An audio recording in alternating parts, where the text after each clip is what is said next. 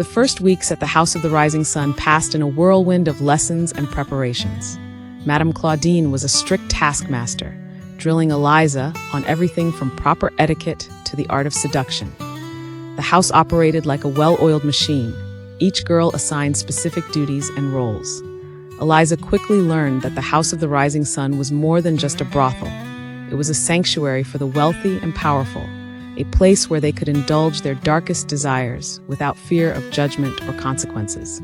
Politicians, businessmen, and even members of the clergy frequented the house, their identities concealed behind masks and pseudonyms. As she settled into her new life, Eliza found solace in the companionship of the other girls. They came from all walks of life, some escaping abusive homes, others seeking fortune and fame.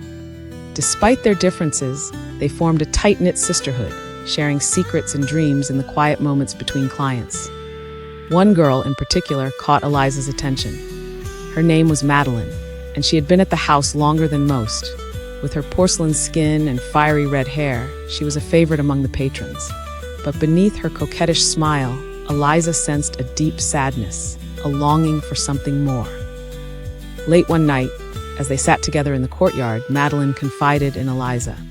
"I never wanted this life," she whispered, her voice barely audible over the chirping of crickets. "I had dreams of being a singer, of performing on stages across the country, but life has a way of leading us down paths we never intended to take." Eliza nodded, understanding all too well the weight of unfulfilled dreams. "Why don't you leave?" she asked. "Start over somewhere new?" Madeleine laughed, a hollow sound that echoed through the night. "It's not that simple, Eliza. The house has a way of holding on to you, of making you believe that this is all you're meant for. And even if I did leave, where would I go? The world isn't kind to women like us." As the weeks turned into months, Eliza found herself falling into a routine.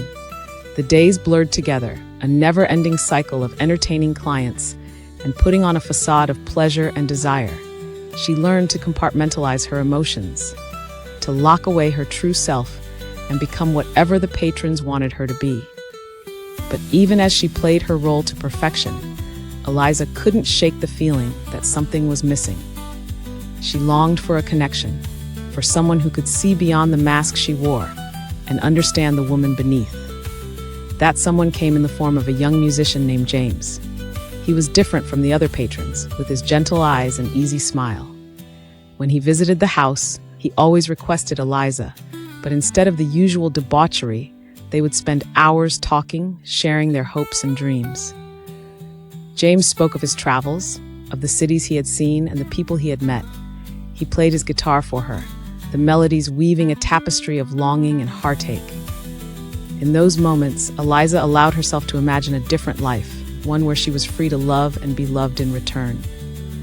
But the House of the Rising Sun was a jealous mistress, and it did not take kindly to those who dared to dream of a life beyond its walls. Madame Claudine, ever watchful, began to take notice of the growing bond between Eliza and James. She warned Eliza of the dangers of getting too attached, reminding her that her sole purpose was to serve the needs of the house. Eliza tried to heed Madame Claudine's warnings, but her heart refused to listen. She found herself counting down the days until James's next visit, living for the stolen moments they shared. In the darkness of her room, she would close her eyes and imagine a future where they could be together, far from the suffocating grasp of the rising sun. But even as hope blossomed in her heart, Eliza knew that the house would not let her go easily. The secrets it held were too dark, the ties that bound her too strong. She was a prisoner of her own choices, trapped in a gilded cage of her own making. And so, she continued to play her part, to smile and seduce, and pretend that her soul wasn't slowly withering away. She clung to the memory of James's touch, to the promise of a love that could never be. In the depths of the night, when the house was silent and the ghosts of the past seemed to whisper in the shadows, Eliza would allow herself to dream of a different ending to her story. But deep down, she knew that the House of the Rising Sun would never let her go. It would hold her in its grasp until her final breath, a testament to the power of the desires that lurked within its walls.